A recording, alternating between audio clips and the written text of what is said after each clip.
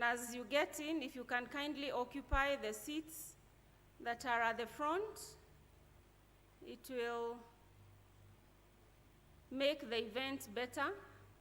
Those who are still seated far off at the rear, if you can kindly come to the front seats. We have a whole hall to ourselves, so the social distancing aspects, they are all taken care of. So kindly come to the front so that you're not seated too far off.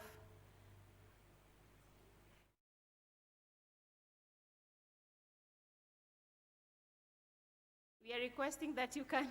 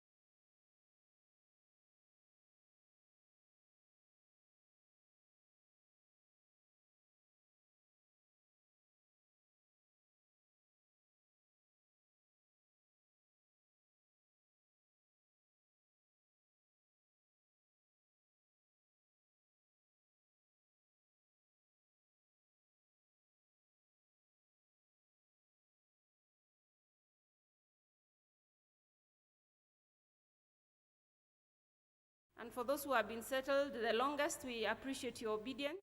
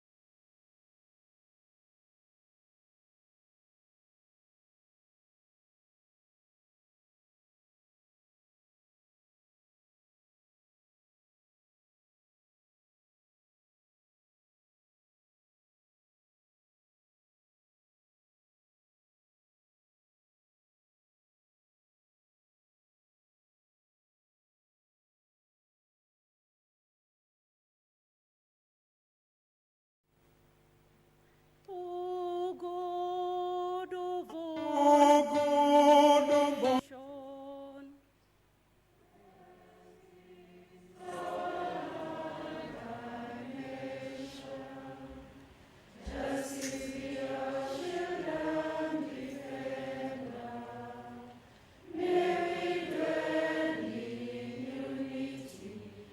creation,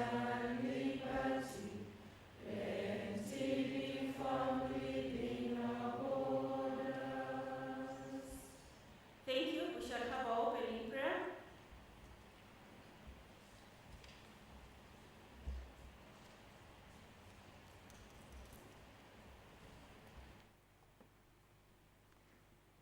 Let us pray. Lord Jesus, teach me to be generous. Teach me to serve you as you deserve. To give and not to count the cost. To fight and not heed the wounds. To toil and not to seek for rest.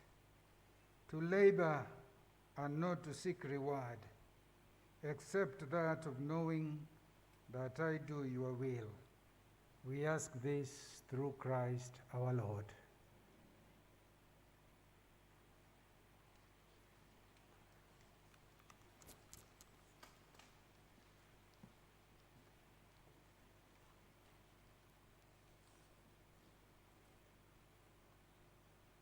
Thank you so much. Allow me to warmly welcome you to this particular session of our annual event, which sits very well and has been since 2005, when the Cardinal Otunga Memorial Mass Lecture and Scholarship Program was launched. Before we get to the speeches, we want to acknowledge the speaker in the lecture, Ambassador Professor Judith Mbula Bahemuka. We also want to recognize the presence of our University Rector and Vice Chancellor, the Very Reverend Professor Stephen Mbugwangari. We also want to recognize the presence of the DVC Academics and Research, Mrs. Professor Rachel Kemuto Gesami, the University Chaplain, Father Boniface Mungai. We also want to recognize all the leaders who are present from the various faculties, the deans, the directors of the various faculties, centers, and institutes. We want to recognize the presence of all the staff who are here with us, as well as the students, and not forgetting our guests that we have invited for this particular event. Before we move on to the speeches, we will have a short interlude of entertainment. Allow me to invite the liturgical dancers to give us a piece before we move on to the speeches. The liturgical dancers, quickly, if you can take to the floor, we shall appreciate.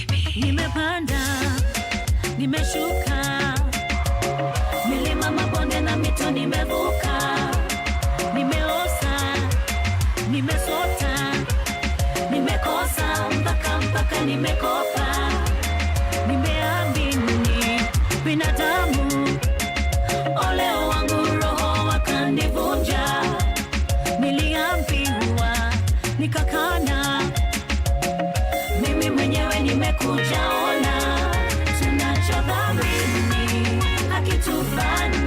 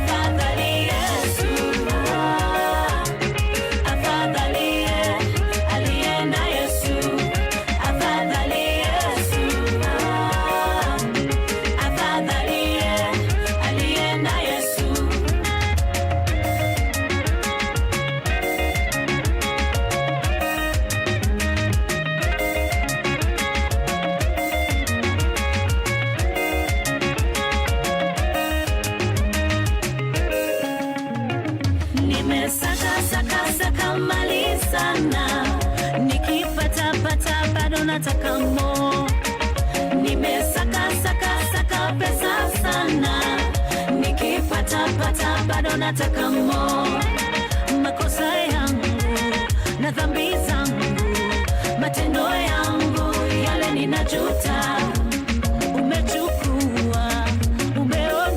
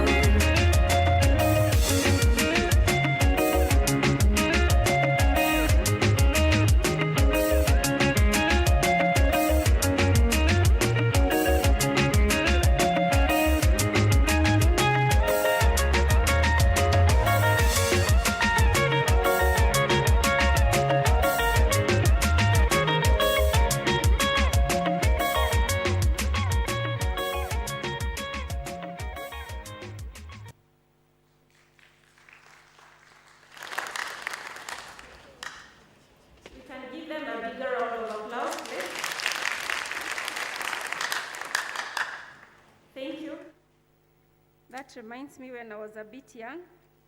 So I appreciate to see the vitality of youth, and we appreciate the liturgical dancers for that. So we are now going to move into the next session, some brief speeches before we go into the public lecture. And allow me to invite the first speaker will give brief remarks. That is Mrs. Professor Rachel Kemunto Gesami, who is the Deputy Vice Chancellor in charge of academic affairs and research. Thereafter, she will invite the Vice Chancellor, and thereafter, the Vice Chancellor will invite the Speaker of the day.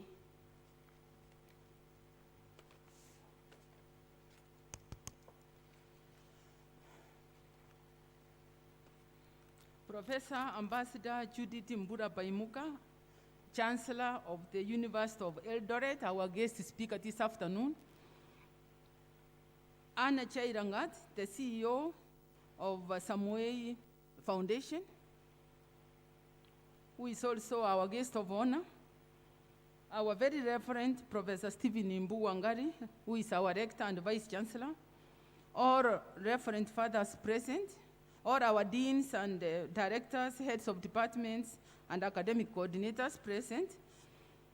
The university faculty members present here, university staff and students, ladies and gentlemen, and all protocols observed. Good afternoon. God is good, and all the time. Yeah, we are propelled by His grace. I'm very thankful to be here and to see all of you here this afternoon. This is our second part of this function, which is a yearly function, except last year we were not able to do it due to corona challenges. But this year we hope to be able to continue our tradition. Now, I feel very incompetent to talk about our Cardinal Otunga, the Cardinal Otunga that we know. I just want to say something very short about him, that he was the servant of God. Maurice Michael Cardinal Otunga. He was born in Western Kenya, somewhere in Bungoma Diocese among the Abapukusu tribe. He became a Catholic Christian, a priest, a bishop, and a cardinal. He worked in Kisumu as an auxiliary bishop, Kisii as a local ordinary, and Nairobi as a local ordinary. By his simplicity, and that is the point I want to bring home, in his lifestyle, he touched the lives of many people, and his reputation spread like wildfire. We celebrate him today, his qualities, his human qualities, his Christian virtues, which have made him a hero of faith. He was a committed shepherd, as he celebrated the sacraments, preached the word of God, and guided tenderly the flock entrusted to his care by the church, while also caring for humanity. On this scholarship fund, which has brought us here on this occasion, it is needed for our very, very needy students. We have big plans. We hope to be able to work towards establishing an endowment fund whose objectives would be to support needy students and future scholars in research programs,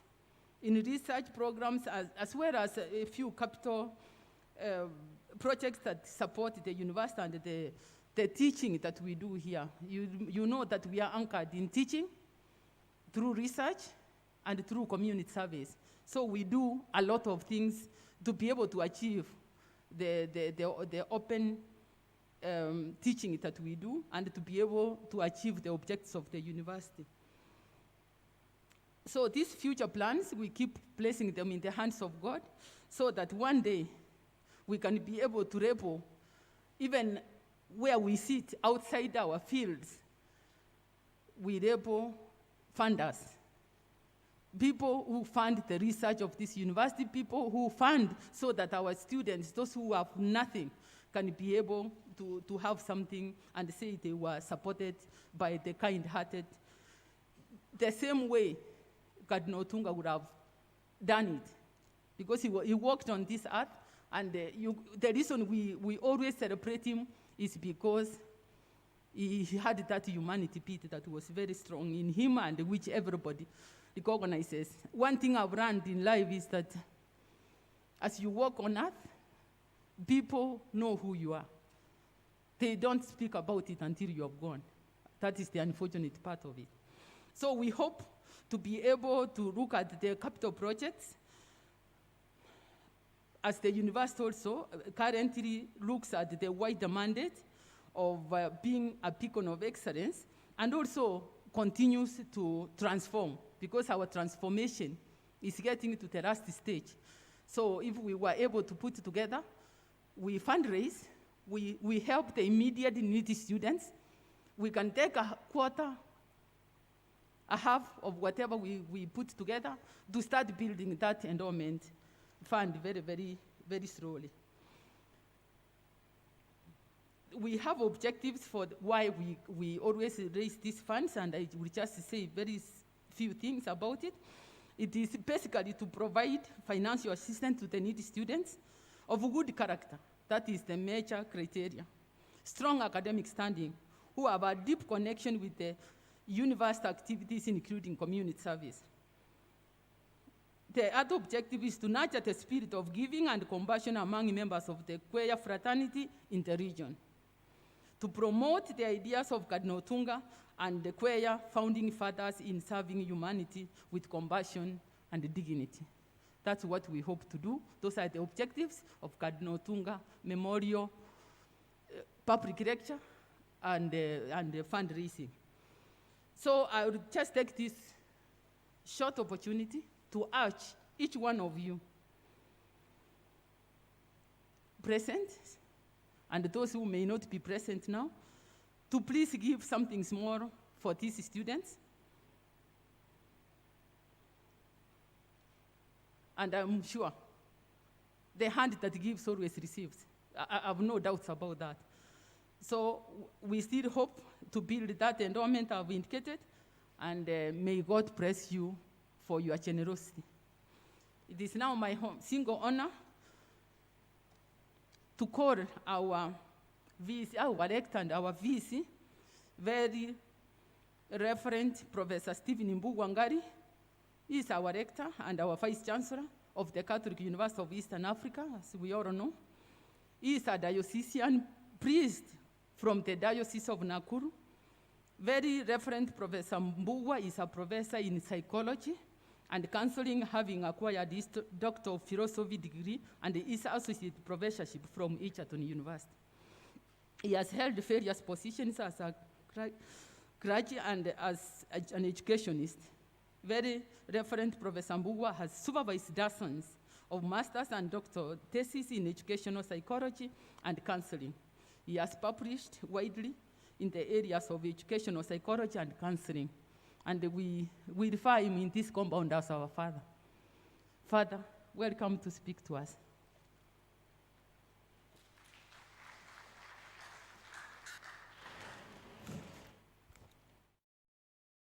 Thank you very much, DVC, for canonizing me. I feel holier than the Cardinal. Professor Ambassador Judith Bula Bahemuka, Chancellor, University of Eldoret. Anne J. Lagat, CEO, Samoei Ruto Foundation, our guest of honor. Mrs. Professor Rachel Gesami, PhD, MBS, Deputy Vice Chancellor, Academic Affairs and Research. All Reverend Fathers, Deans, Directors, Heads of Departments and Academic Coordinators, University faculty members and staff, university staff and students, ladies and gentlemen, all protocols observed. Good afternoon.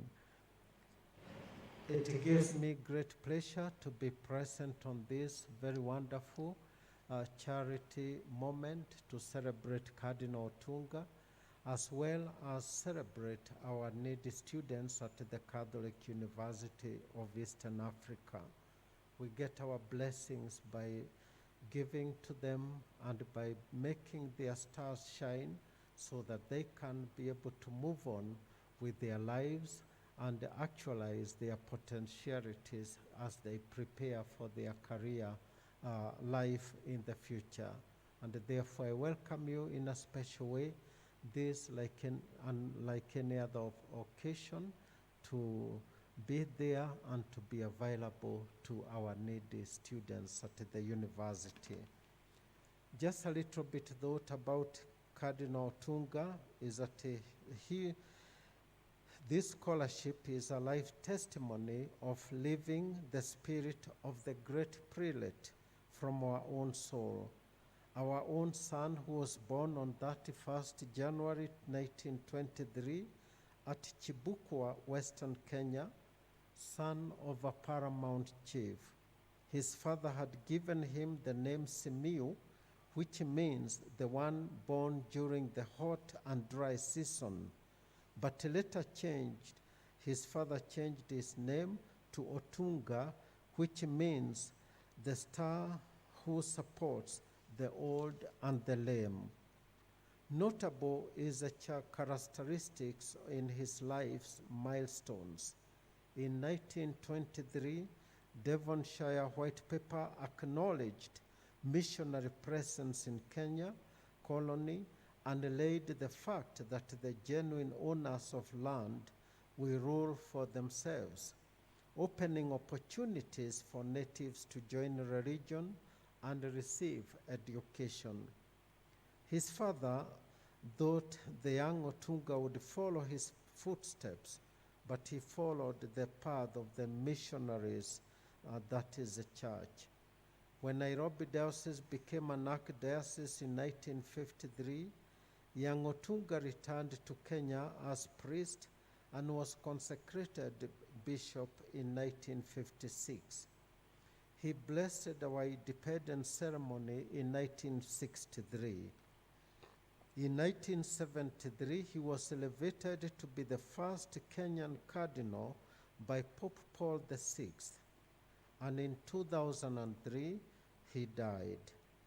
His motto was, "Per issum et cum ipso et in ipso." That means through him, with him, and in him.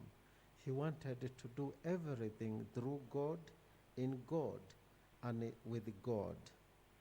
He is described as a disciple of Jesus Christ who served the people with a deep faith and love for all. As a humble priest, a compassionate shepherd, he left to Kenya and the whole world an example of sanctity. His compassion for the less fortunate, the weak, and old resonates in the lives of many who were touched by his life. We are gathered here to support this great mission that through our sacrifice in whatever little we may have, and we can participate in this mission of mercy. Let us join our hands and give our best contributions in support of our needy students through the inspiration of the servant of God, Maurice Cardinal Otunga. My personal experience of Otunga is that I had, when I was a newly ordained priest, we met many times in functions, and then when he later aged and his health was not good, I remember one time he was admitted at Mata Hospital. And I asked another priest from the Diocese of Nakuru and another priest from the Archdiocese of Nairobi to go so that we can see him. So we drove from Nakuru and came to Mata Hospital and visited him. After a long chat, after a long sharing, we agreed that now we shall pray, and we asked him to pray. And so we prayed, and then he prayed, then we knelt down and asked him to pray, to bless us. You know what Cardinal did? He came out of his bed, he knelt, and asked us to bless him. You know, we were so humbled, and all my life I have been challenged by the humility of such a prelate to just young, inexperienced priests blessing him. And, you know, his way of life reminds me of Psalm 138, where one of the versions of the Bible, in the presence of the angels, I will bless you, my God. I think I repeated it a few days ago because I felt that in the presence of such a supreme prelate of the church, I am, as unworthy as I am blessing him. So we continue to manage his fund well, and we with diligence. As we know, we have the fundraising committee, and then we have an award giving committee that scrutinizes to ensure that only those who merit for the scholarship can be able to get it. And therefore, once they do that, then we usually approve what they recommend. And then after that, in a ceremony here, we award the scholarships to the needy students. So we are grateful to you needy students because you have given us an opportunity to inherit the kingdom of God someday. For I was poor and you came to my support. I had no tuition, you paid for me.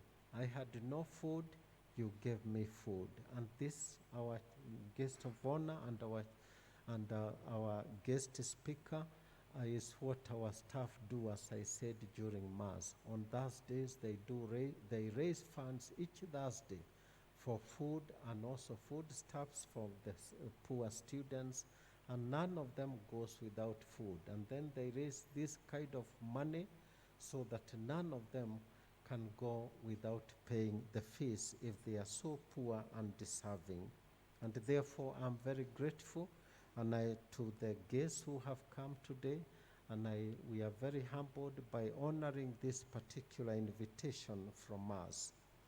I now take this opportunity to welcome Professor Ambassador Judith Bula Bahemuka, but before I do so, let me tell you a little about her.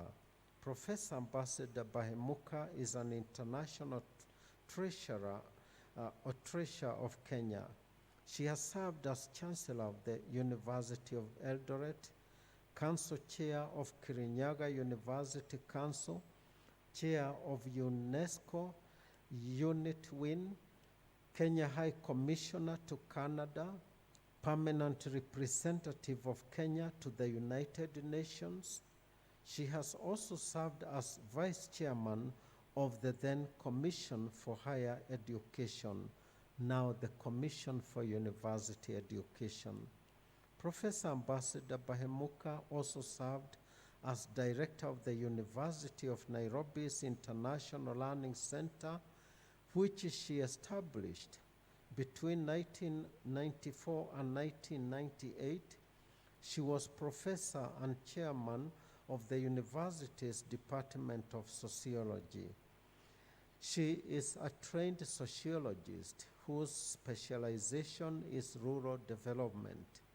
She was a lecturer at the University of Nairobi for nearly 50 years.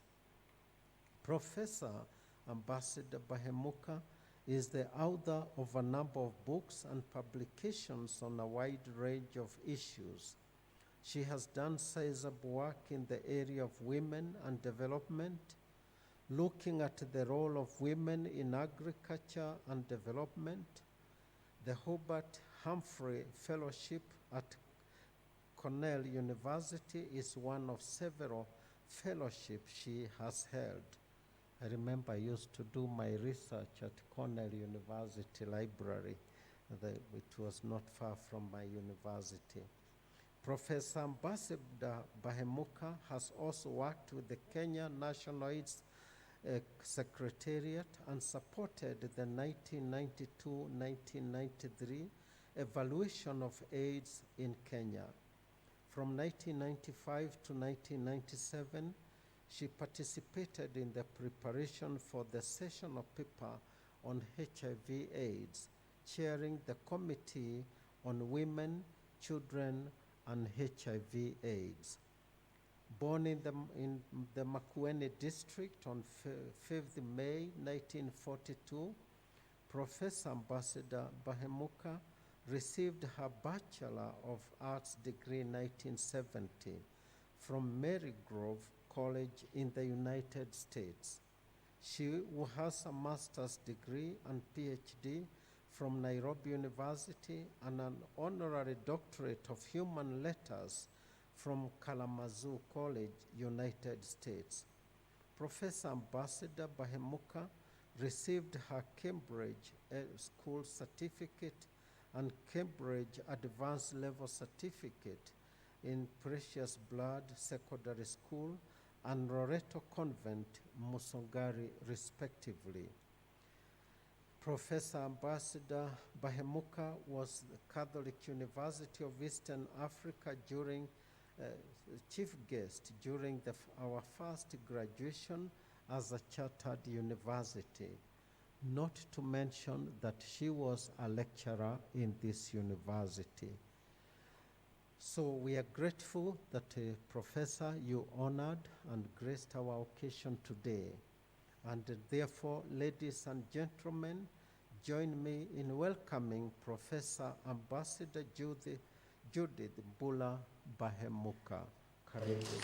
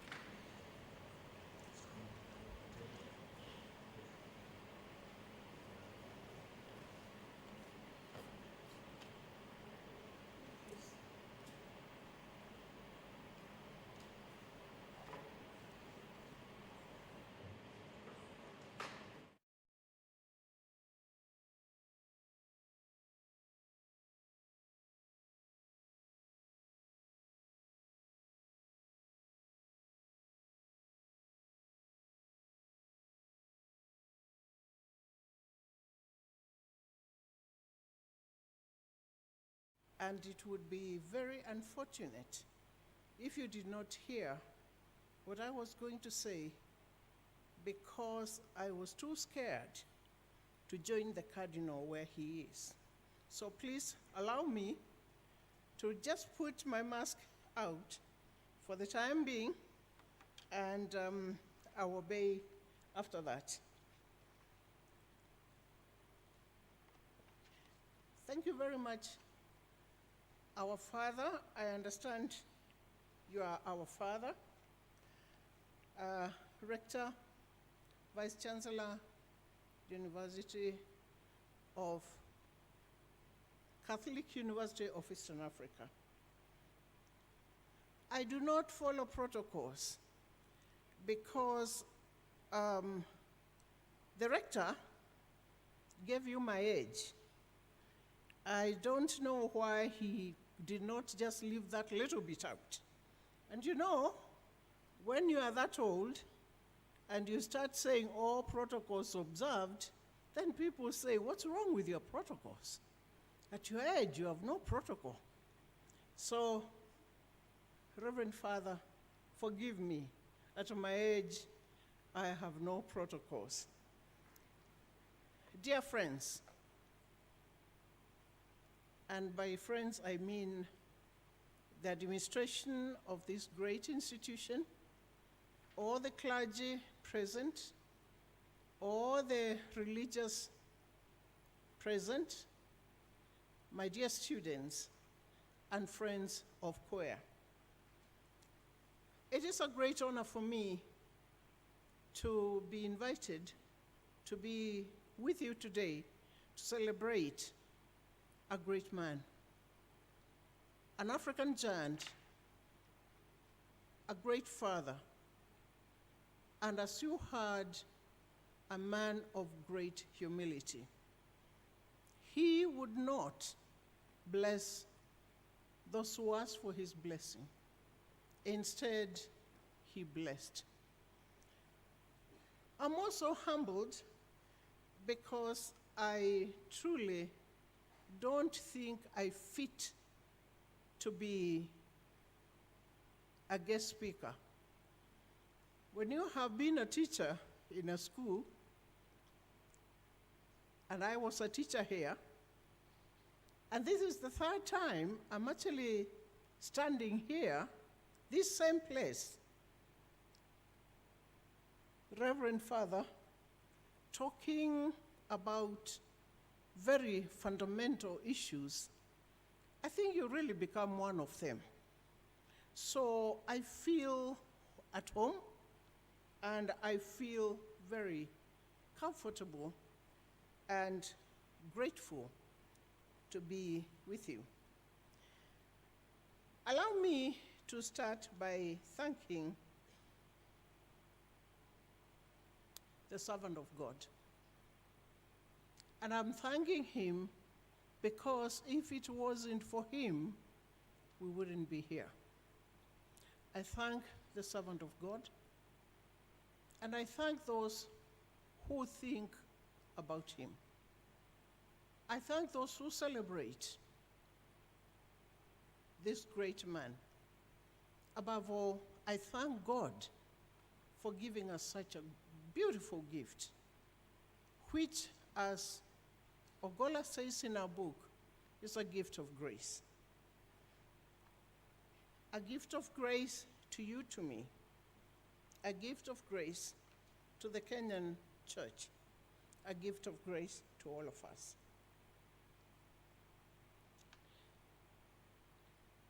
When I got the invitation to come today and talk about a topic which I thought was a little bit complex, I thought of three things. The first was, why mix, and forgive me, why mix a celebration of the servant of God with fundraising? That was the first question I asked myself.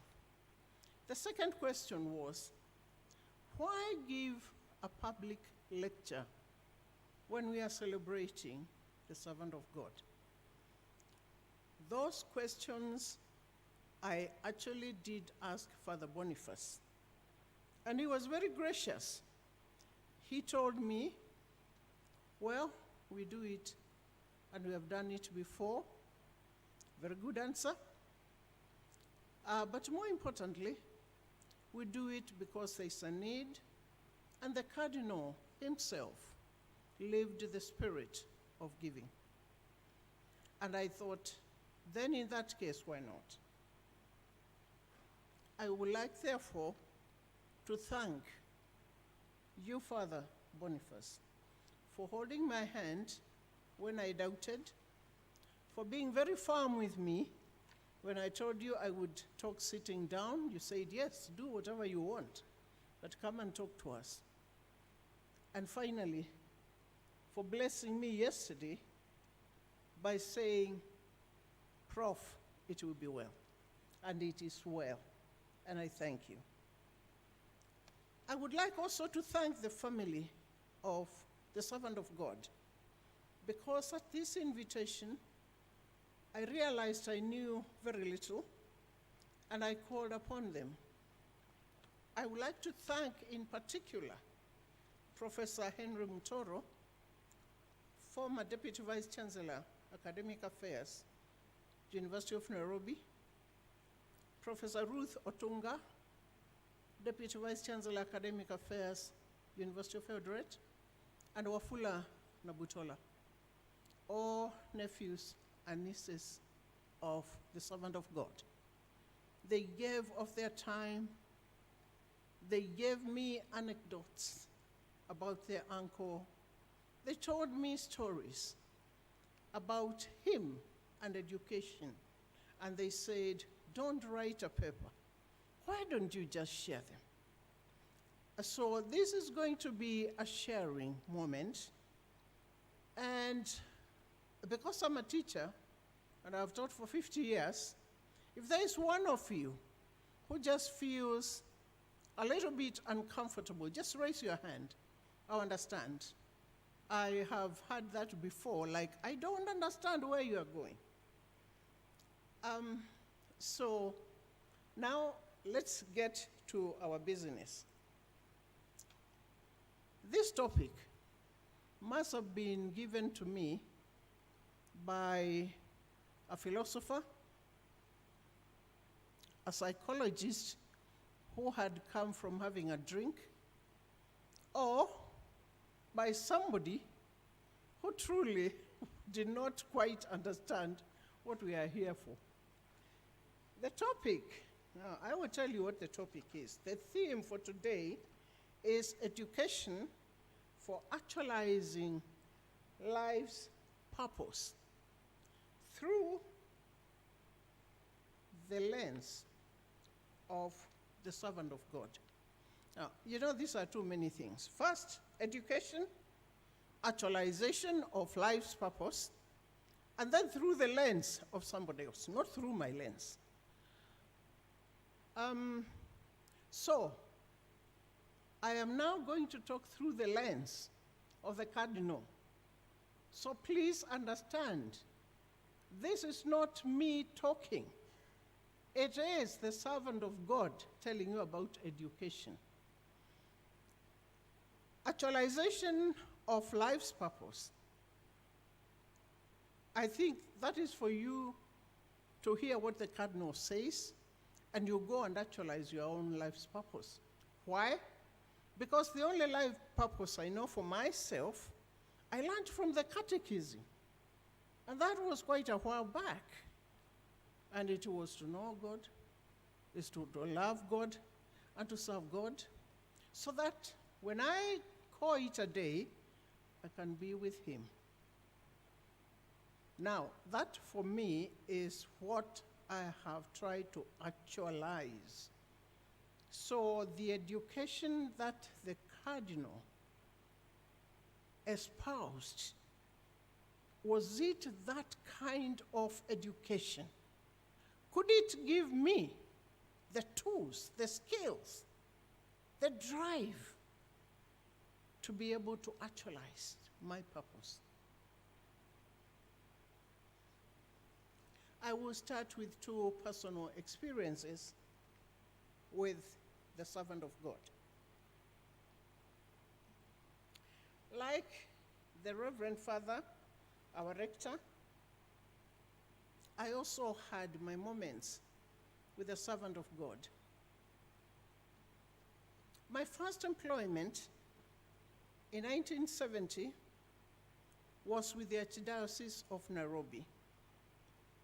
I was given a job by the servant of God to go and establish a high school for girls in Kiambu. And you know, Kiambu at that point was a very sensitive place because the founding father of this nation lived in Katundu. And everybody who came, sent by the Catholic Church to do any job, had to fit the bill. Now, the thing is, we didn't know what the bill was, but you had to fit the bill. The servant of God knew how to deal with that situation.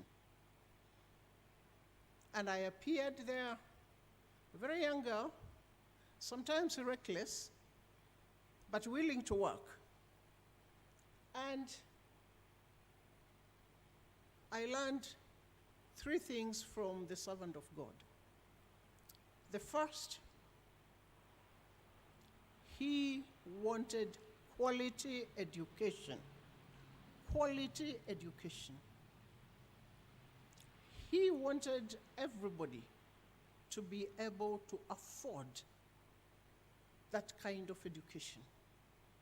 And three, he believed that this education was education to shape you to become the best that you could be.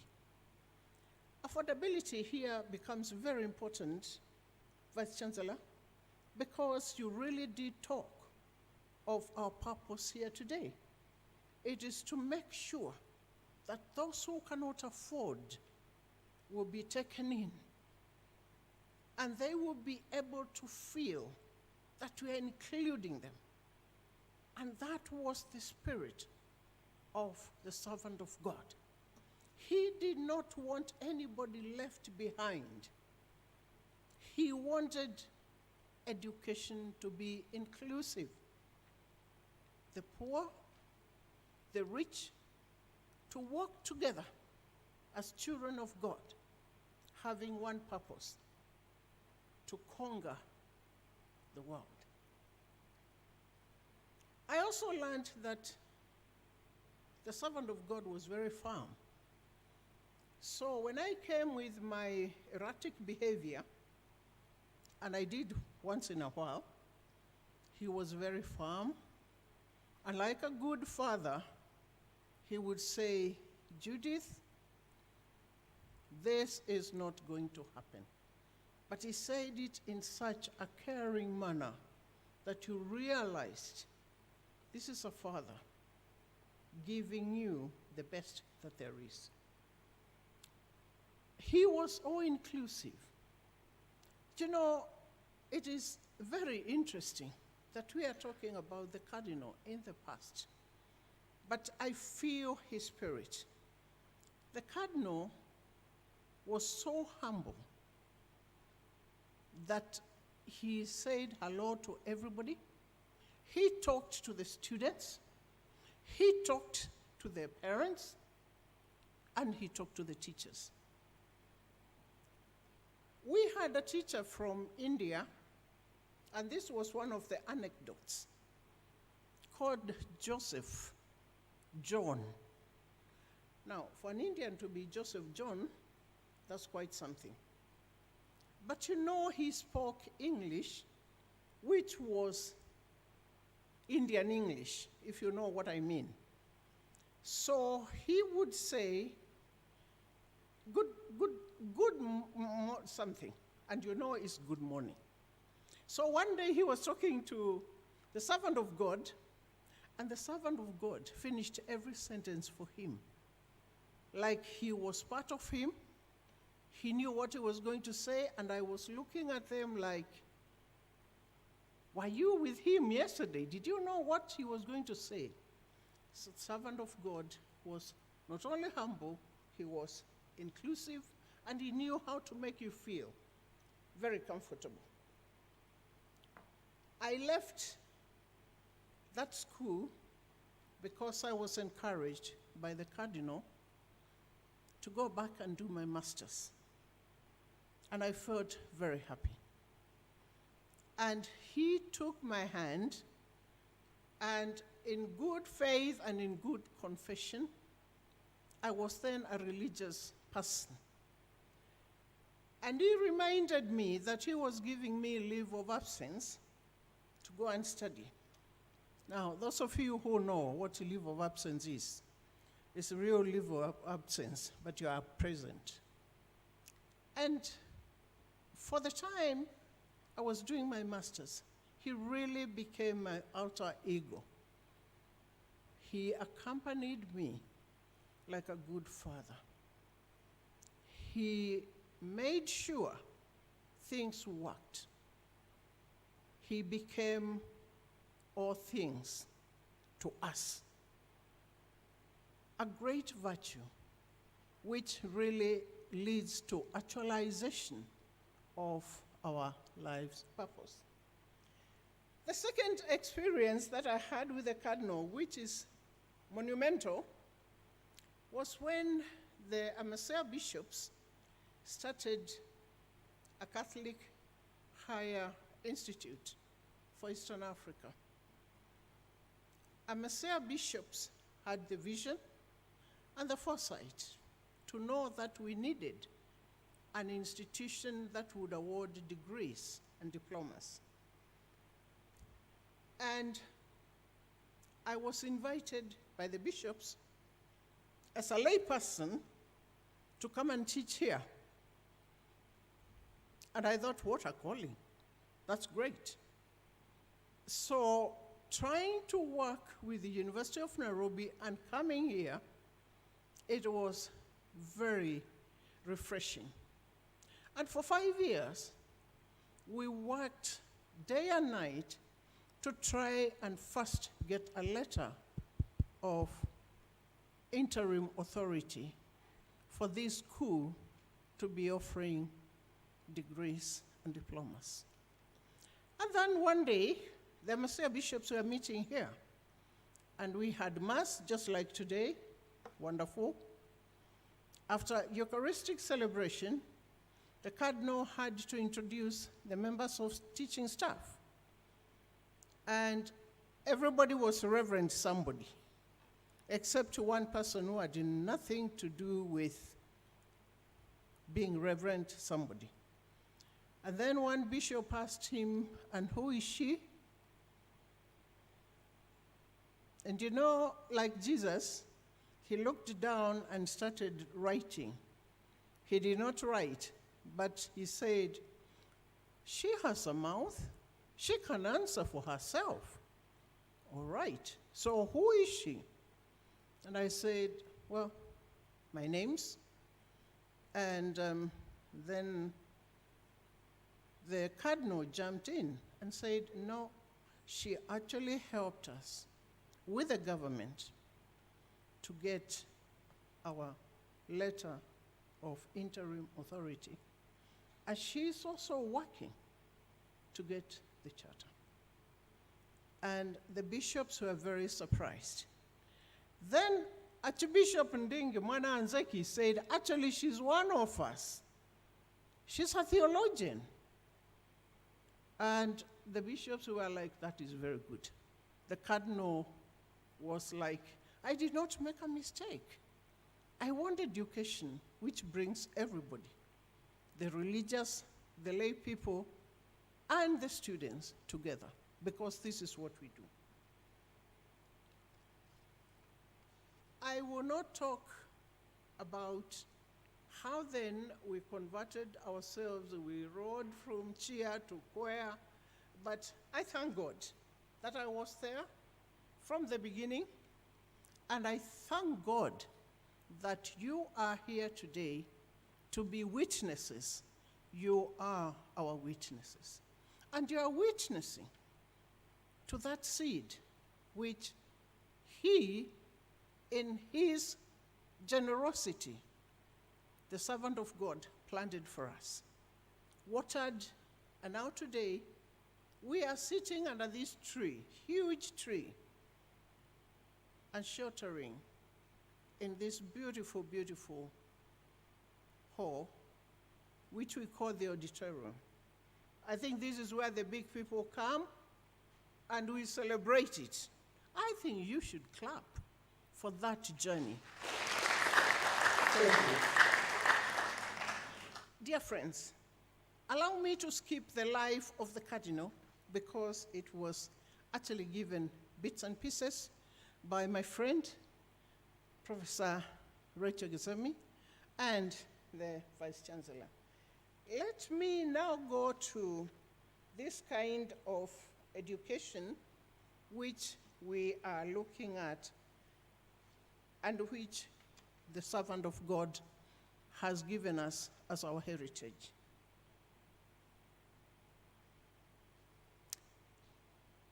Maurice Michael Cardinal Otunga thirsted for education from the very beginning.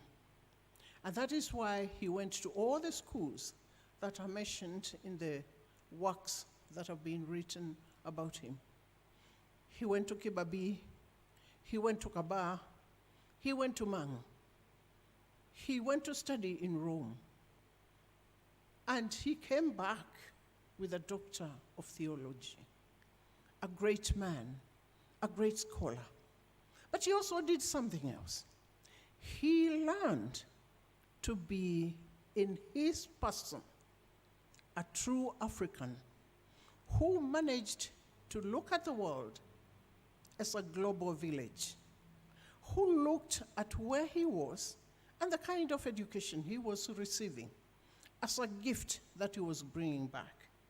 And when he came back, there's no doubt in my mind, apart from the little school I told you about, apart from this great institution, the Cardinal established great schools. Cardinal Otunga, he also established girls' schools.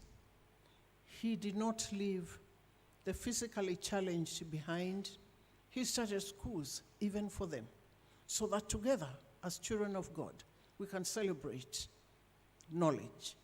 Not just education, but knowledge. Cardinal Otunga learned that in education, there was something of intrinsic value. You don't go to school just to learn how to read and write. You go to school to learn to know. And who do you get to learn to know? You get to know yourself. You get to know your teachers. You get to know your parents better than before. You also get to know students from other places. Above all, you start asking questions. And that is education which the Cardinal gave us, to get to know the source of knowledge. Who is God?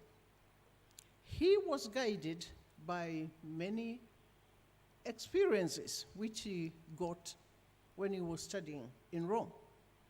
He traveled, and as Father Lawrence Njoroge sums up the works of Otunga, and this I quote, he says, the Cardinal, the servant of God, I'm not good at quoting, but I'll quote, he sees his life vocation as one called to be and to become himself.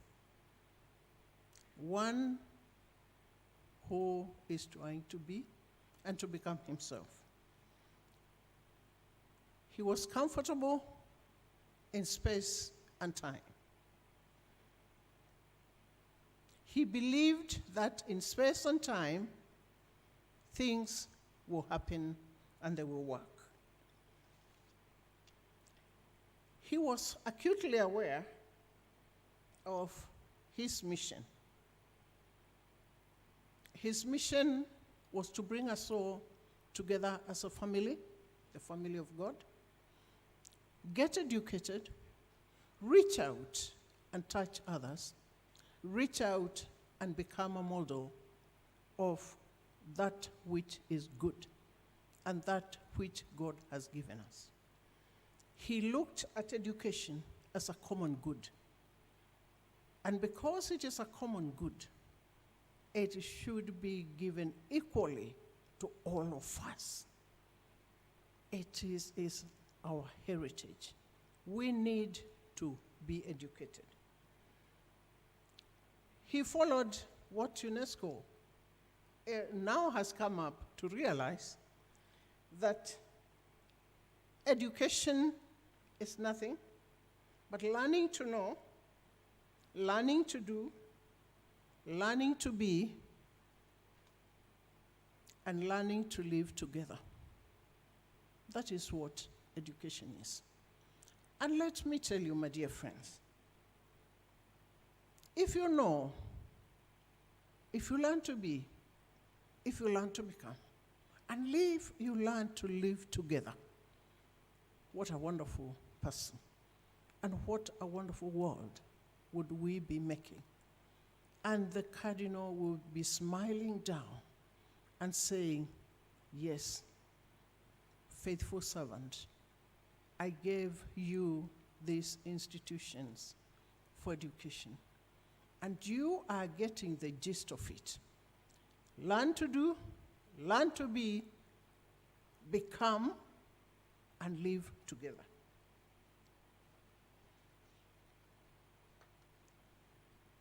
But this discussion which I've given you so far does not quite lead us to question education and knowledge. Is there any linkage? And yes, indeed. If you really get this rounded education, you also learn to know. But more important, you actually actualize yourself without knowing. I don't think anybody ever says, today I'm going to actualize myself. No. It is an everyday journey. Every day, the little things that you do, what you read, who you touch, that is how you're actualizing yourself and preparing yourself for your own life's purpose. But we have challenges, dear friends.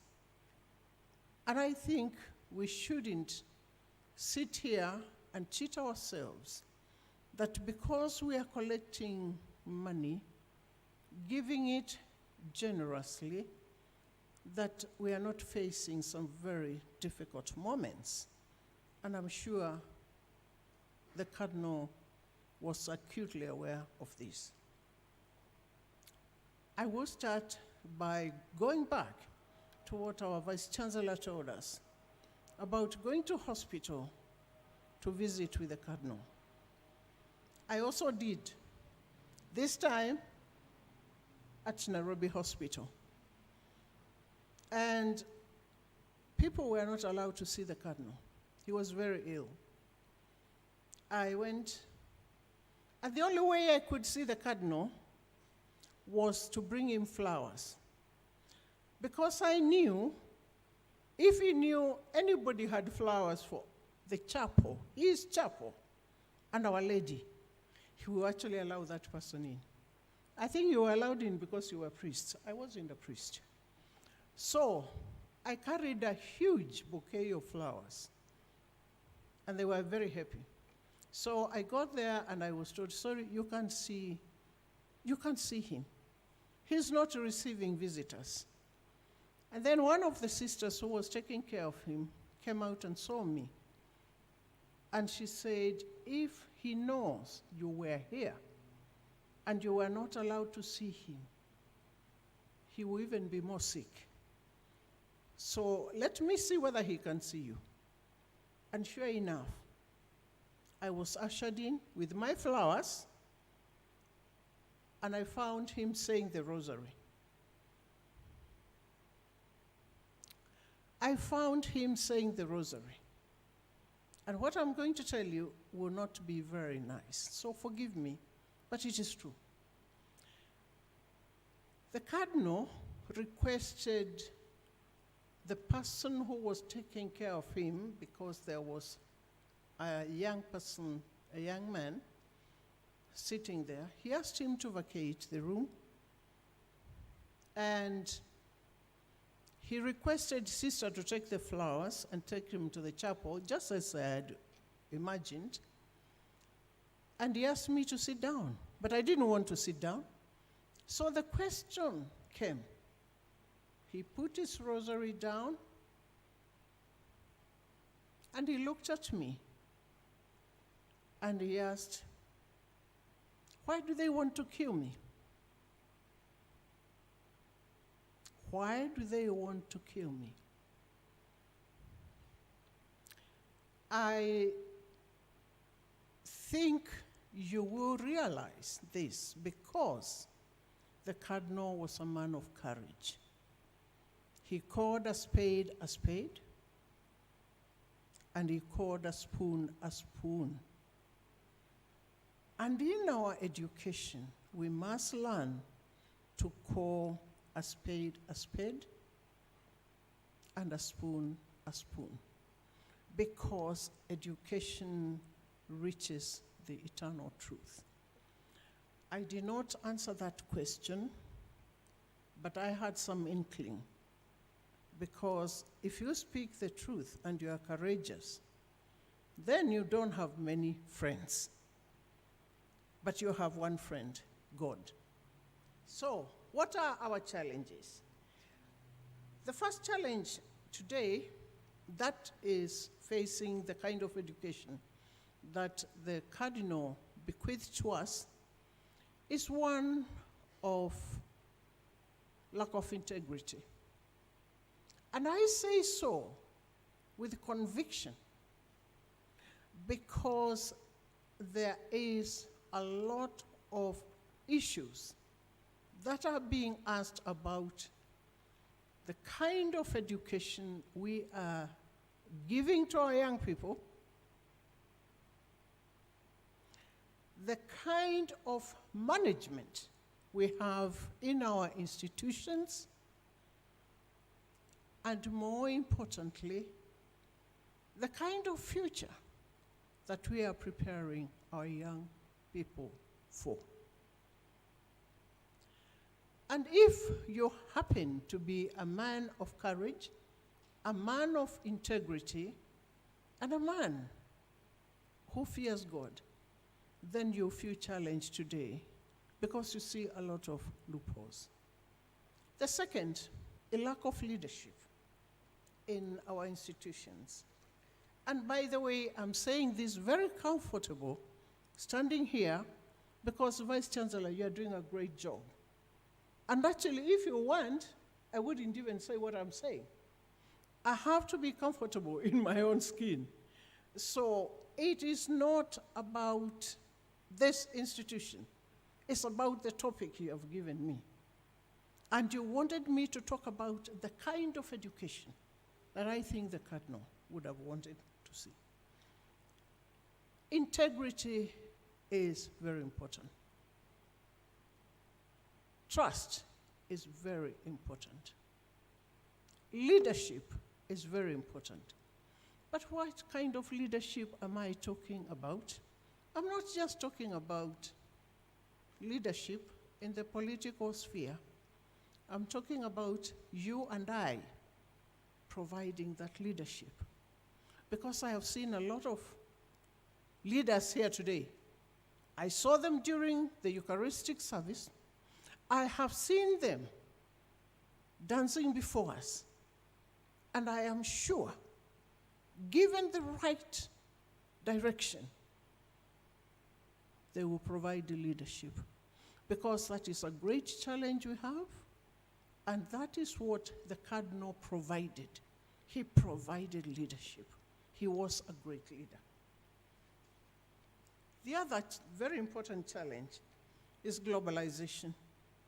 You know, today we are calling ourselves children of innovation, of technology. You sit down and you can learn from wherever you are.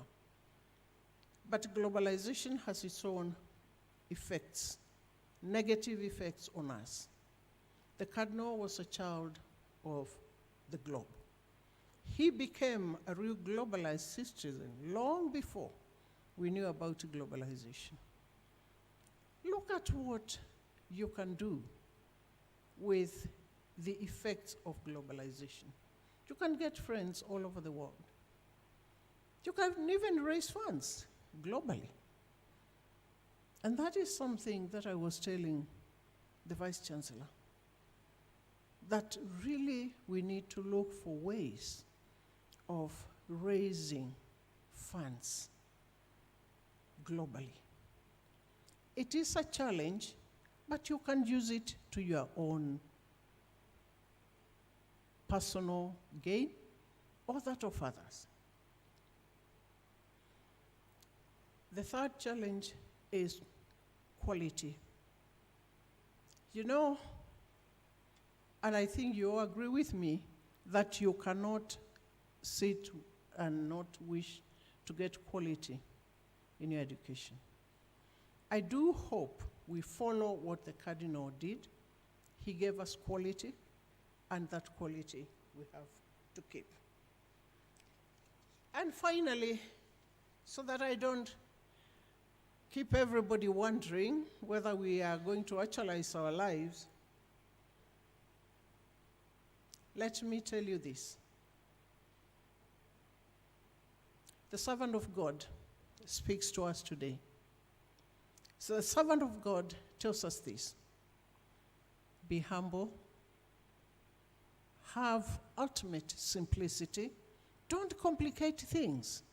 Even if you are doing mathematics, look at the Pythagoras theorem as one of the easiest things you can do. Just simple things make your education great.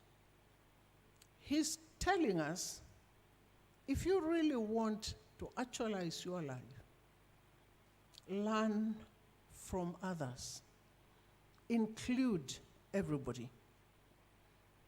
And he tells us the power of prayer. I told you I found him saying a rosary. He always said this rosary. He was a man of prayer. He was a man of faith.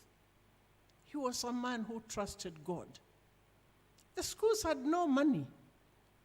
Actually, he found it difficult to run the schools. There was no money.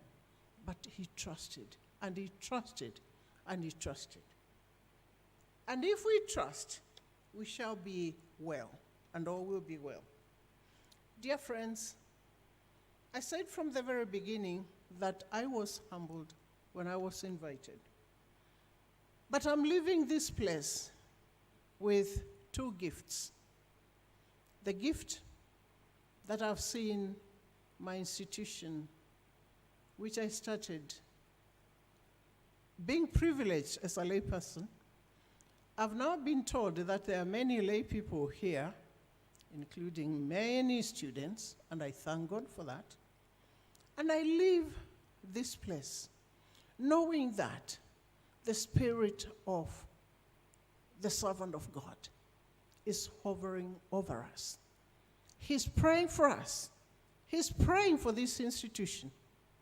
And it will be well. Father Rector, Vice Chancellor, have faith. It will be well. And for those of you who are not able to pay your fees, trust. He's looking out for you. It will be well. Thank you so much, and God bless you.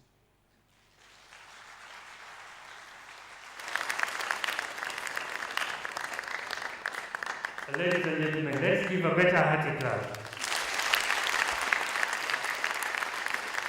Indeed, the sharing was very rich, very enlightening, very educative. I will invite our chaplain, who will take us through a brief session where he'll give us a moderated thought, as well as invite questions for those of us who have, and then we move to the final part of our function today. Karibu, chaplain. Thank you very much, our MC. My brothers and sisters, certainly you can attest that our guest speaker certainly has a first-hand information about the servant of God. And for us who do history, first-hand information is a primary source. So we truly celebrate her as a primary source.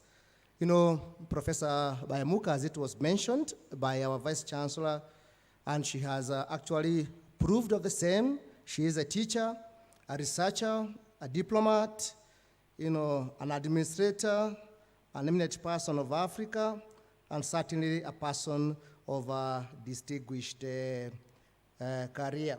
Having taught for 50 years, as she mentioned, we could kind of have a feel of that. Professor Bahemuka, I must confess to you that the theme and the topic for this day was actually customized for you. We select our topics depending on a number of variables, and one of the variables is the guest speaker. So we had to get a tough topic for you because you are a tough woman, being an academician, being a scholar, and certainly having traveled and represented our country and republic in UN, as well as having been an ambassador. That was like a cup of tea for you. You are actually a gift of grace for us. as you kind of concluded your speech. And that reminded me of a book written by Margaret Ogola under the title Gift of Grace. And this book is about a servant of God, Cardinal Otunga. So you are also a blessing for us.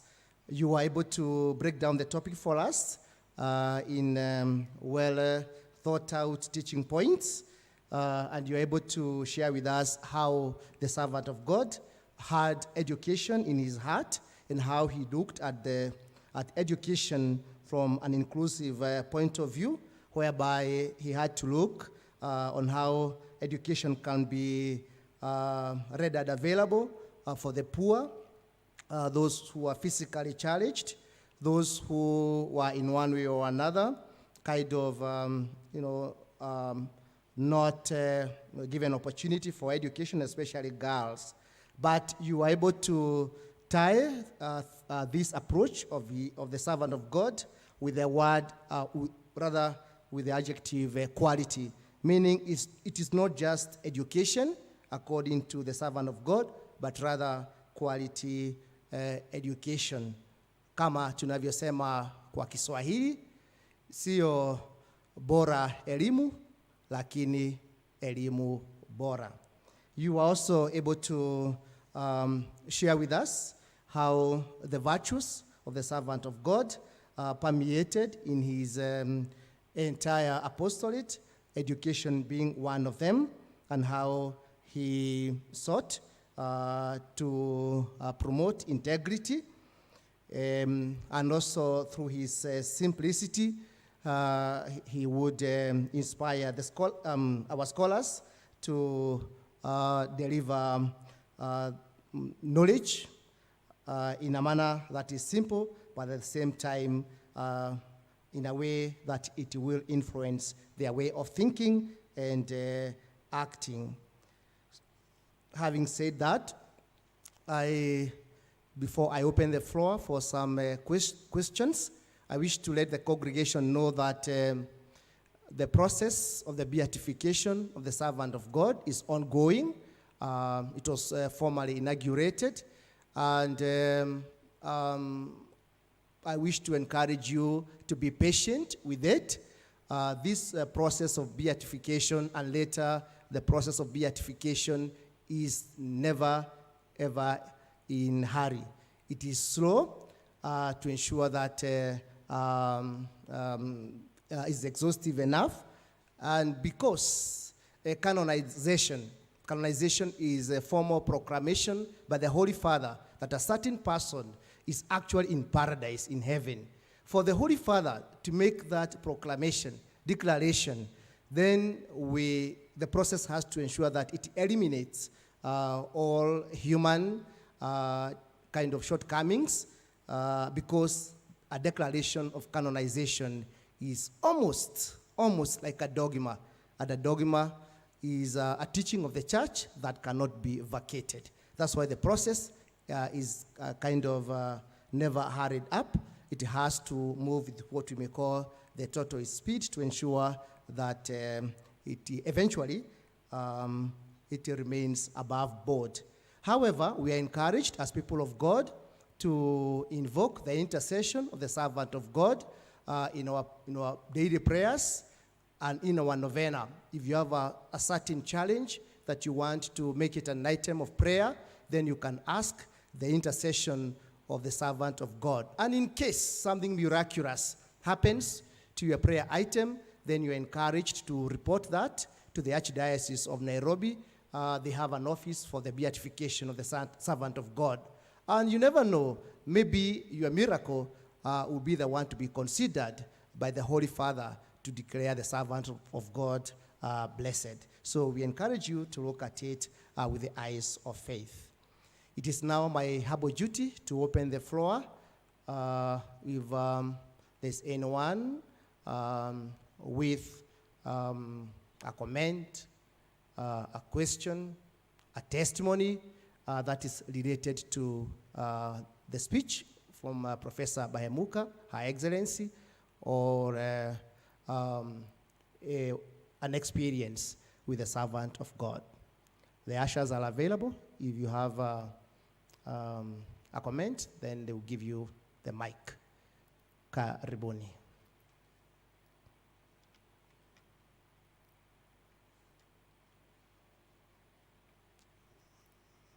You may raise up your hand so that the ushers can move to where you are. Also, at the stage, professors, the stage is full of professors, so professors are also welcome.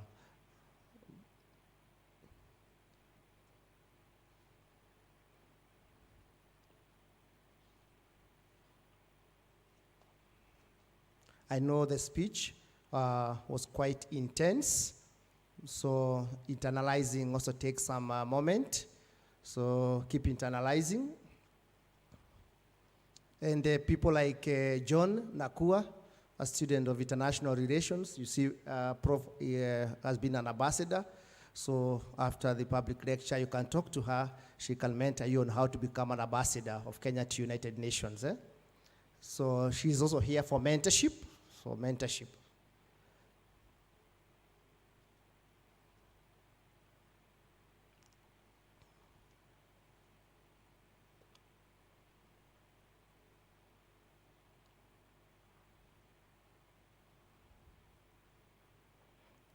Sister Elizabeth, I don't know if you're raising up your hand. I know that you know the servant of God. There she is, from the School of Business. Karibu.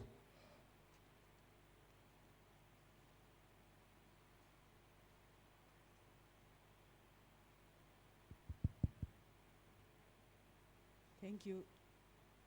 Thank you, Father. I want to appreciate Professor Judith. I know her.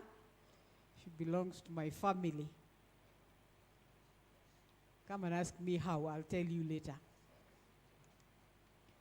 I want to appreciate you, Professor, for the good message you have given to us this afternoon. And I can personally confirm what you have said about the servant of God.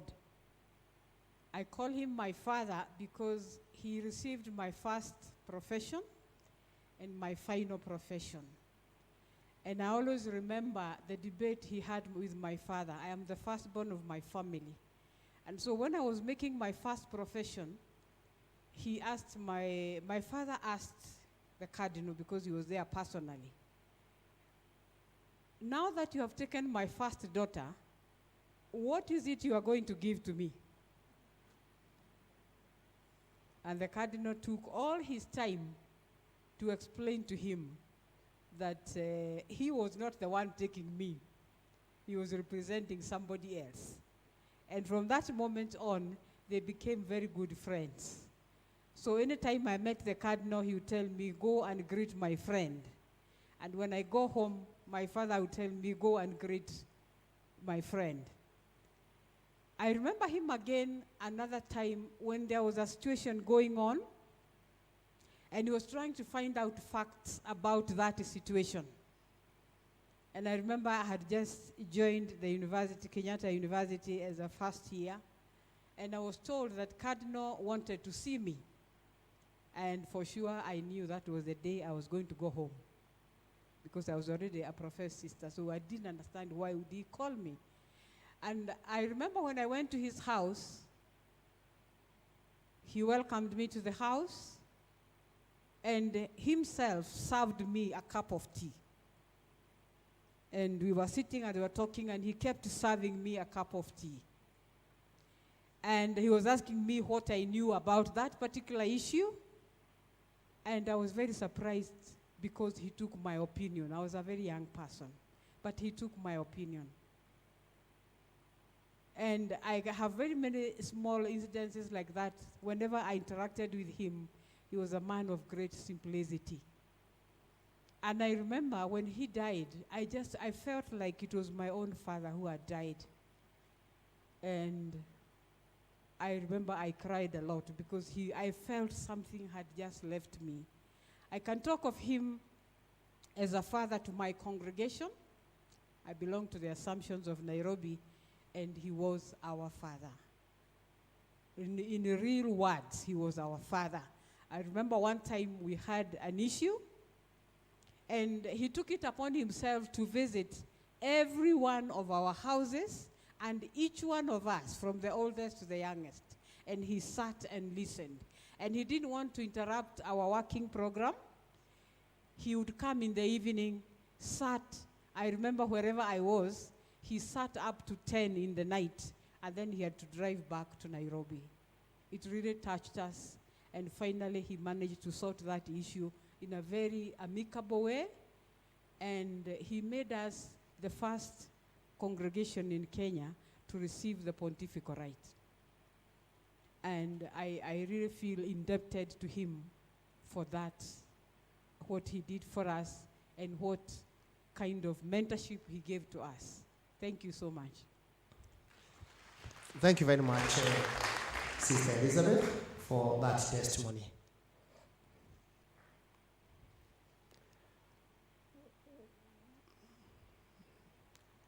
We are looking for the hands. You can raise up your hand. We see where you are.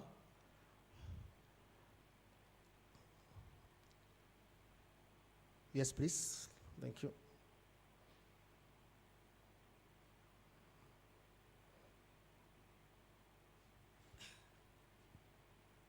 Yes, good afternoon, everyone. Good afternoon. Yeah, my name is Antonio Gonyo, 2.1 student taking sociology as a course. And from your own speech, Prof, I'm highly humbled. I appreciate. I've been highly mentored, and I get to find that I'm doing the same course as the one you did, and I really look forward to reach up to your level. And from your speech, I'm not only mentored spiritually, I'm mentored mentally. I'm mentored in terms of how I should carry on myself. I'm also mentored professionally. And I'm really longing to reach up to your level, and not only reaching to your level, but even to exceed. Thank you very much. Thank you very much, Anthony.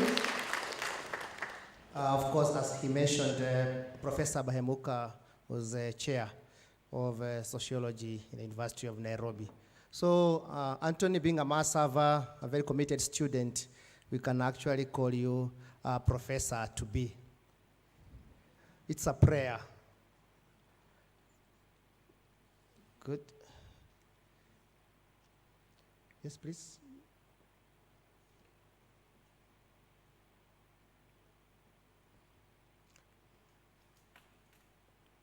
Go ahead, Miriam. Please, you can use the podium. Thank you so much, Prof, for that very inspiring talk, very enlightening. At the beginning, you said you're discussing the topic through the lens of servant of God. Separately, every time people are discussing education, they discuss education in terms of relevance, how it fits into market needs, how institutions can develop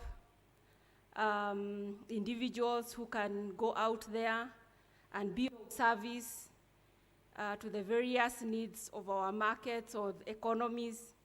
And the question I would want to pose to you, probably as a way of reflecting, is how, in your opinion, can institutions of learning, Kwea being one of them, tilt education not just to produce graduates who are going to fit the needs of the market in terms of the various professionals required out there, but people who have a purpose that they endeavor to pursue. Thank you. Thank you very much. Professor is taking her notes. She's going to give her remarks at the end. Anybody else before we allow a professor to make her remarks. Yes, please, Sister Rose. Somebody's coming.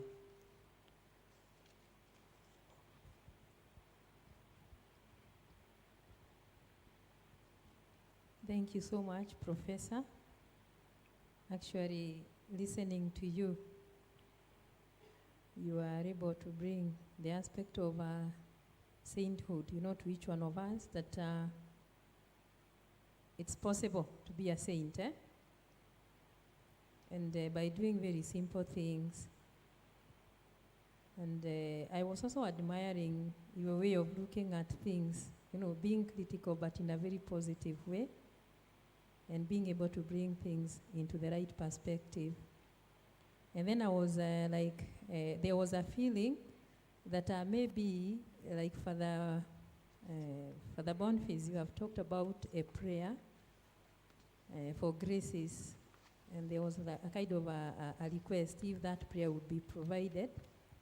And at the same time also that email, if we get those graces, because already I had some people saying already they have received a miracle. Who is the point of reference at the Otunga Plaza? Because you said there is an office. Thank you. Okay. Thank you very much, Sister Rose. For the prayer of the servant of God, we have some prayer cards at the chaplaincy. I think the English ones got finished. The remaining ones are in Swahili. But the Office of Beatification at Cardinal Otunga Plaza at the Holy Family Minor Basilica, they provide those prayer cards for free. So we are going to have them available at the chapel by next week. Then in case, Sister Rose, you have had a miracle through the intercession of the servant of God, you still walking into the same office of beatification at the Holy Family, and you can report it there so that it is put in record, and later when they forward the documents to Rome, then that miracle or intervention, or rather intercession of the servant of God may contribute to his beatification.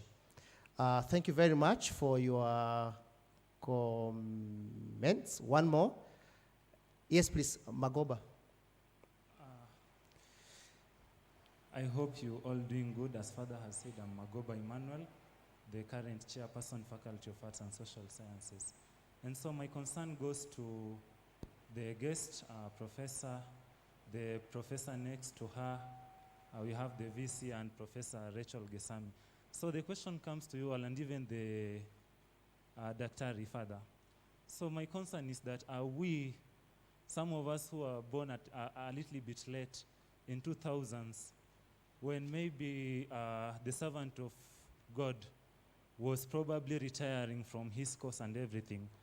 And so you find that probably somebody who was born in 2003, 2004, 2005, he might not be knowing more about the servant of the Lord. And personally, I'm a victim. Even though I know Cardinal Maurice Otunga, but I don't know much.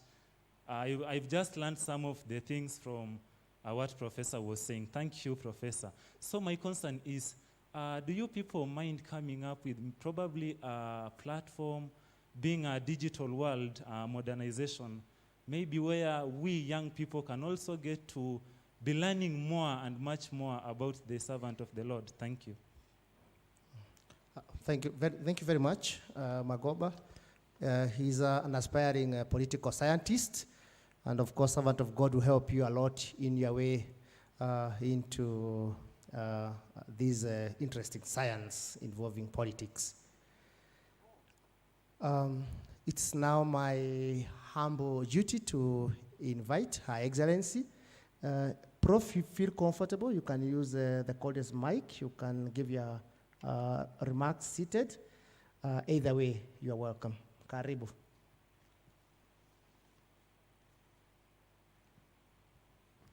Thank you very much, Father Boniface. I will start with Sister Elizabeth going down. Bear with me. Thank you very much, my sister. Indeed, Sister Elizabeth is my sister. and I still belong to that community. I call them my sisters.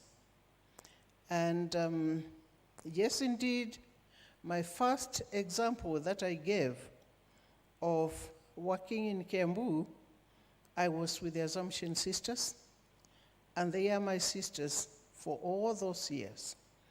Many, many years, but yes, we have a calling, and yes, indeed, when I was talking today, I was looking at education through the lens of my father. And this morning, now to confess, I asked him to talk to you and not me, because really he had a perspective, and I think that is the perspective we all want to have so that we can actualize what one of you has said. Indeed, do we just go to school to be productive in the world of work? Or is there something deeper than that? Are we giving that education? Thank you very much, sister, for those comments, and I really do appreciate your presence here today. Anthony, I think you were Anthony. Anthony, was he Anthony? There was a question from there. No, there was an Anthony. And I really do appreciate those comments. You'll be a great scholar. One of the quotations that I had in today's speech, which I really did not want to do, because you cannot just go on quoting people when you ask the servant of God to tell his story, was from St. Augustine in his book, Apologia Pro Vita Sua. And St. Augustine tells us this: fortune favors the man of courage. And you are called upon to become people of courage. That's why I said the servant of God was a man of courage. And because in himself he was courageous, fortune smiled at him. And that is why he achieved what he has managed to achieve. I live now, not me, but because he believed Christ was doing this for him. Be courageous. You'll be a great professor. And even if you don't profess, God will profess through you. I thank you for those remarks. Education.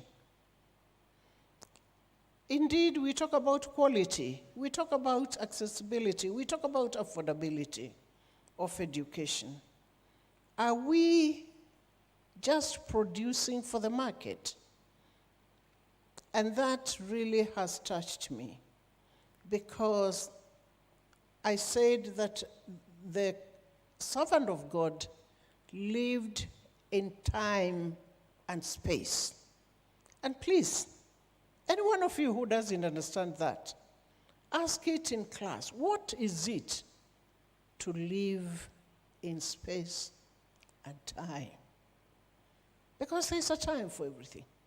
You must get an all-rounded education where you can get employment for your livelihood. But there is something of more intrinsic value in what we want to give you so that you can become the people that really we want this country to have.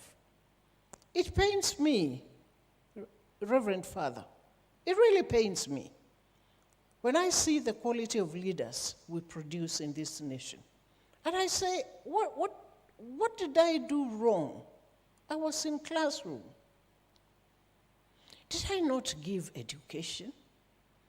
Where do they come from? And lo and behold, they are my brothers and sisters. And indeed, they went to school. Did they learn something? Or maybe they forget. No, I don't think that's the kind of education we are giving you. We want you to earn a livelihood, a decent, honest livelihood. But we also want you to become good parents. We also want you to become good brothers and sisters to the others.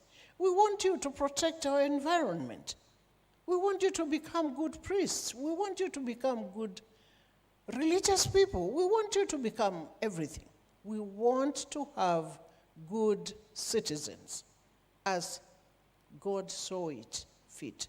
So the kind of education I've always wanted to give, and I hope to God I also lived by example, was really an all-rounded education because I learned from the best. And honestly, if I did not do that, then I was letting my teachers down. And who was one of my best teachers? The servant of God. So I do hope that you will feel fulfilled by not just getting a job, but looking for your purpose in life and making sure you get it. There was a question on a platform, and I think that one will be answered by the people who have the capacities. Maybe, Boniface, you can tell us how to go about that one, because I think it's a great idea. These are young people. They hear about the servant of God. I actually did not even give them the story of the servant of God, because today we were looking at what he has given us.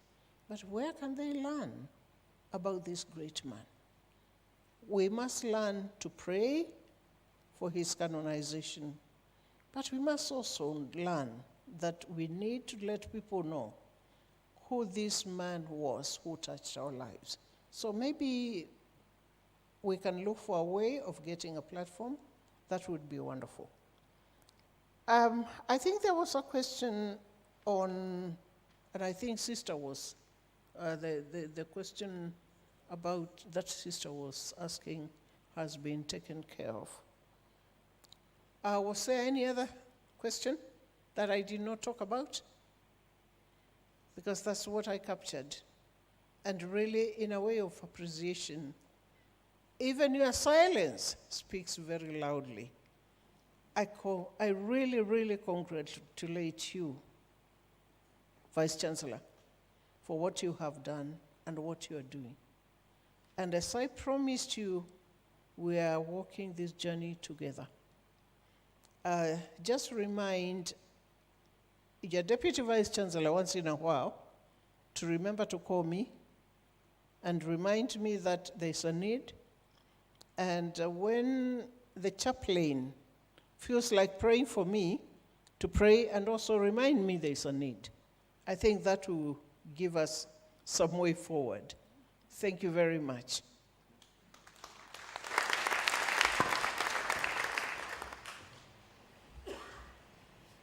Thank you very much, Your Excellency. It's quite unprocedural to speak after the guest, but with her permission, she has asked me to propose the way forward to the question that was raised by Emmanuel Magoba on our platform, whereby they can get to know more about the servant of God.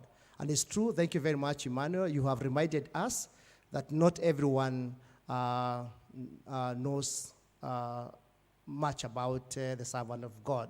So for those who were born later after he had retired, then you need to know more about him. So we have the office for the beatification, domiciled at the Archdiocese of Nairobi. That is the general office that manages the process of beatification. They have a Facebook that they keep posting the progress and activities that are associated with the promotion of the cause. However, here locally at the university, that's a challenge. We are going to take it. The chaplaincy department and the communications office, we are going to see how best we can perpetuate the works of the servant of God, not forgetting that he's one of the prominent founders of this university. And actually, Professor Bahemuka, you're going to correct me if I'm wrong on this. This land where this university stands belonged to the Archdiocese of Nairobi. And of course, the servant of God had no problem letting it go in establishing this university. And therefore, we have a duty and an obligation to ensure that we perpetuate his name as a university. Thank you very much, everyone, for your cooperation in this session. I now invite our MCs to let us know what happens next. Thank you very much, Father Chaplain. We are coming to the third part of our event, but before we do that, whenever we have a great meal, we appreciate it, isn't it? Isn't it? We've been sitting for a very long time. Let us all stand. Let us all stand. And we shall have a very hearty clap. We shall do what most of us are used to doing wherever we are. Some of us are farmers, and obviously when it is raining or when it is there is thunder, sounds are produced, isn't it? So I'll kindly ask us to warm our hands. Let us warm our hands. So what we'll do, we'll clap in the form of the rain and then cap it up with one huge one in form of a thunder, okay? So let us go. Let us clap in the form of rain and then we cap it up. Thank you very much. Let us be seated. I will now invite the Vice Chancellor and the Deputy Vice Chancellor to escort our guests, and we'll occupy the front row here so that we can go to the third part of our event today. At the same time, I will kindly ask our champions and those of us who have been sent to kindly prepare themselves, because we will not waste much time. When you look at our program, it says we should be starting the fundraising immediately. So we don't want to keep most of us for a long time, and therefore I'll kindly ask us to prepare for the same. I'll also kindly request that we do not leave immediately, because hereafter we are going to have something to take care of our stomach so that we don't go home hungry. Thank you very much. So in a few, we'll have the other guests seated, and then we start. I will request the heads of faculties and departments to prepare themselves. And also, I would wish to call, if at all we have a representative from the Samoei Ruto Foundation, kindly identify yourself to one of us, and we will usher you to your seat appropriately. Thank you very much.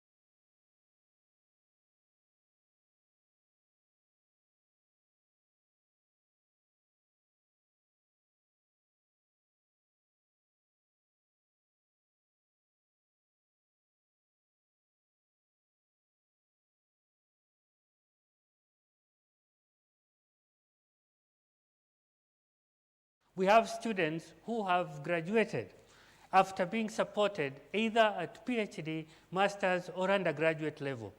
And therefore, this scholarship is beneficial to all the students who have gone through CUER. There are many out there. There are many out there. And when we look at the current population of students, we do have a cluster of students from each and every society. We have students from all over the country. We have students from all over Mesea region and beyond. We have students who are coming from well-enabled families, and we also have students who have come from very, very humble backgrounds. And all these people are students of the Catholic University of Eastern Africa. At the same time, we were reminded by Ambassador Bahemuka that the servant of God, in one of his dreams, in one of his desires, was to make sure that all students are included, whether you have it or you don't have it. Whether you come from, despite of any gender, whether you are male or female, whether you are from whichever end of the country or any part of the world, as long as you come to the Catholic University, it was his desire and dream that anybody who comes through the gates looking for knowledge, looking for education, is supported and is able to study. And that is the reason why we are here today. It doesn't matter the amount of money you give, because we all know that that little that you have is what moves us and makes us have more. Because look at the population of people in here. I am not alone. You are there, other people are there. And that makes the whole full. So when you come as yourself, and then another person joins you, and another person joins you, we end up having many people. Just like when we have a forest is not one tree, but it is many trees. You start by planting one, another one, and another one, and another one. And at the end of it all, we have a forest that helps us have the rains. We have trees that give us shades. We have trees that make us have food. And therefore, today, we are part of that great forest that is going to give shelter to different animals, that is going to help in creation of rain.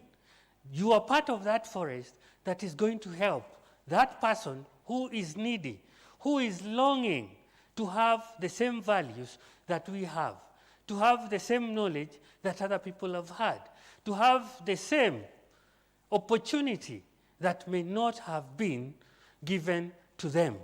And therefore, it is our call to all of us that do not feel underprivileged by having something little. That little will make it bigger, and it will be able to help more than the 500 students that we've had over the many years. And therefore, it is my call to all of us. Ninawakaribisha nyote, tuweze kuchanga kwa ukarimu, tuweze kujitolea na kuwasaidia wenzetu, kuwashika mkono kwa chochote kile tulicho nacho, ili wao pia waweze kupata nafasi ya kuendelea na masomo yao, waweze kupata nafasi ya kujikimu, waweze kupata nafasi ya kuwa na ile nafasi ya kuwasaidia wengine katika siku zijazo. Tuko pamoja. Kwa uchache, nitamkaribisha mkuu wa chuo ambaye atakuwa mgeni wetu kwa sasa, kwa vile mgeni wetu amechelewa kufika, na tutaanza na yeye ambaye atapokea zawadi zetu ambazo tutaweka pamoja, alafu tuweze kujazilia na zingine. Nitamkaribisha Father Mbogwa aje ajongee karibu na mimi, apeana ujumbe, kisha tutawaalika wengine, wakuu wa idara na wakuu wa vitivo tofauti tofauti. Karibu.